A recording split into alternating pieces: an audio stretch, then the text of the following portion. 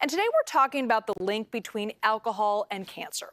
The American Association for Cancer Research says excessive alcohol use may increase the risk for 6 cancers: head and neck, esophageal, breast, colon, liver, and stomach cancer. Joining me now is Dr. Katherine Van Loon, a cancer specialist with UCSF. Thank you so much for being with us. Thanks so much for having me. I can guarantee you there are people at home right now wondering if their alcohol consumption is increasing their risk of cancer. What do you make of the results of this study? Should we be looking at alcohol like cigarettes in terms of its link to cancer? So the data is still emerging, and I think the take home from this is that any alcohol creates some additive increase in risk for developing certain types of cancer. Again, the study reported increased risk of breast cancer, colorectal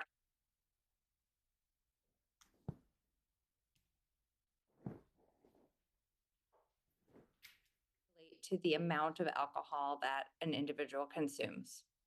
So the study says that excessive use of alcohol can link to cancer, but it also goes on to say that even a small amount can increase your cancer risk. Should we be rethinking what excessive means, what moderate alcohol intake is? I mean, earlier we reported that, 1 drink at night is considered, for women, is considered moderate use of alcohol, but should it be even less? I mean, should we be rethinking those numbers?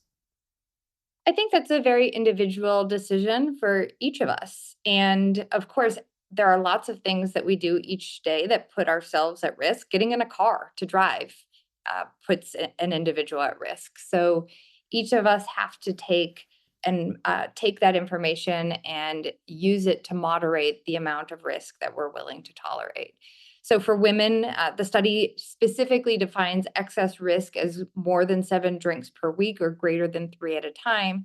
And then for men, defines excess use as greater than 14 drinks per week or more than 4 drinks at any one sitting. So what's the link between alcohol and these types of cancers? Does it have to do with the sugar content or maybe how the alcohol is processed? Or is it more to do with how our body metabolizes the alcohol? And does the type of alcohol matter in all this? So I'll start with the last question about does the type of alcohol matter? And really, that was not specified. We define 1 drink as either 5 ounces of wine, 12 ounces of beer, or 1.5 ounces of a hard alcohol. In terms of how alcohol is linked to cancer risk, there is a variety of different mechanisms. First, we know that ethanol is broken down into acetaldehyde, which is a known carcinogen. And we each do this at different rates. Women tend to metabolize alcohol at a slower rate than men, which is why in part, and why we have lower recommendations of what our threshold is for excessive use.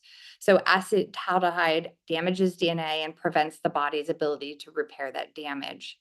In addition, alcohol can create hormonal effects and can alter specifically hormones like estrogen, which uh, increase the risk for breast cancer. In addition, alcohol reduces nutrient absorption for several critical nutrients that are involved in protecting the body from cancer through immunity and reduction of inflammation. And finally, calories themselves increase risk for obesity, and obesity is very tightly linked into risk for certain cancers as well.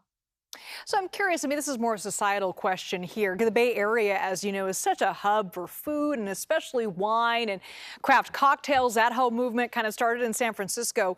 Do you think with more studies like this, are we going to be rethinking that culture as a whole, given the data that's coming out about the link between cancer and alcohol consumption? Certainly, the emergence of data around the linkage of tobacco to cancer changed how tobacco is perceived in certain parts of our society and certain parts of the world. And I expect that we're going to continue learning, and again, each individual is going to continue making their own health and lifestyle decisions about how to modify their cancer risk. It's a particularly frightening time as we're also at the same time receiving data about rising rates of cancer amongst younger people, individuals younger than 50. And there is some overlap in these types of cancers. So, in particular, colorectal cancer, gastric cancer, and breast cancer are also on that list. And we're very much in the process of trying to unpack all of the different factors that are contributing to that increase in risk for younger individuals.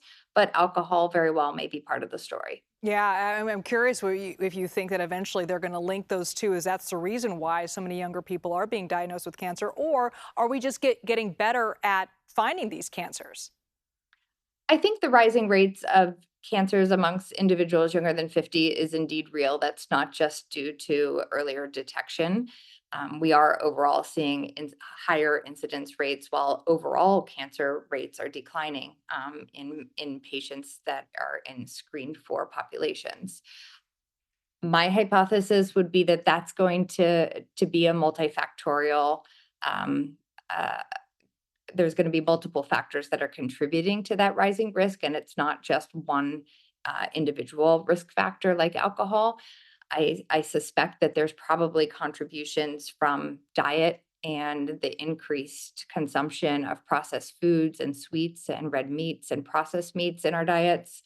In addition, there's lots of research that's being done into the world of the microbiome and how that's evolving. Yeah, that could be a show in itself about the microbiome, because that certainly has become a hot topic in recent years. Dr. Katherine Van Loon, thank you so much for being with us. Thank you for having me.